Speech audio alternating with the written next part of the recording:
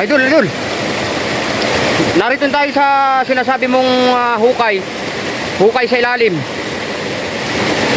Anong ano niyan? Bakit, saan ang galing yung tubig na yan? Bakit napakalakas niyan? Kasabot na bisaya doon. Oh, kasabot. Kasabot ka. Oh. Ikan sa ilaw na. Kalag sa unra ni. Babaw. Wala yung sapa. Nara din tubod ni. Ikan sa ilaw. Ang lakas, no? Oh. Grabe yung tubig, oh. Awas-awas yun. Ah. Sa napakatagal ko na pagbablog, ngayon lang ako nakakita ng ganitong klaseng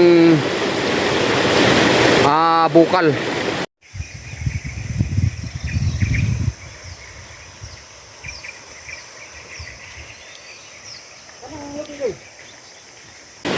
Bukal na tubig.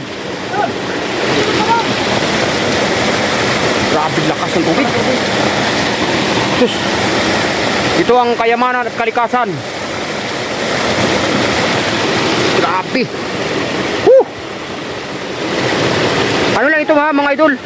Bukal lang ito, bukal. Bukal lang kayo ni. Ito ang bukal oh. Tingnan natin ha, nag-awas-awas din. Oh. Grabe, buga.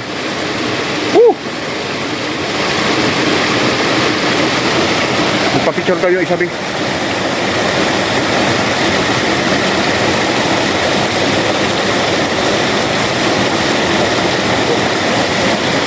Hindi makaya ni ano ha? Ha? Mana? Ito ay ang butas nito, gadram. Kadako sa drum lap, pero ang suporta ng tubig gaano kalakas. Wala doon ha, walang bukal doon, walang ilog doon. Dito lang nanggaling ang tubig sa area na ito. Ang tubig ani pa ilalim. Drum. Grabe lakas ng tubig ito. Oh. Dalawa pa. Oh. Napay extra. Napay grabe na. Lamiya ni uy. Awas-awas yun dulu. Oh. Malalim daw ito mga idol. Napakalalim na ito. Parang abot ito sa ano. Ito ang nature na tubig. Bukal. Oh. Buawas na siya. Siniminto na lang kay para mas safety daw.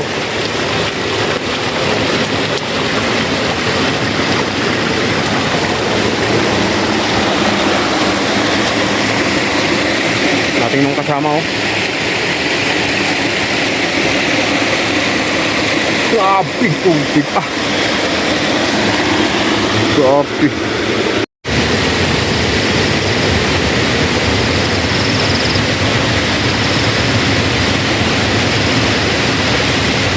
Napakalayo na ito sa Kabiasnan ba.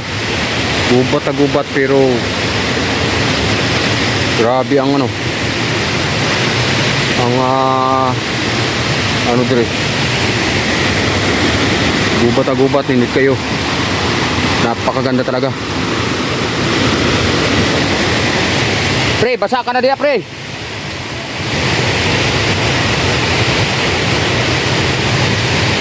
Grabe kayamanan. Tubig ang kayamanan. Wow. Dito lang sana sa lungsod, sa city. The best. Napakalamig ang tubig. Napakalamig ng tubig. Kasarap. Bugnaw. Sobrang lamig. Oh. Swimming pool sa unahan.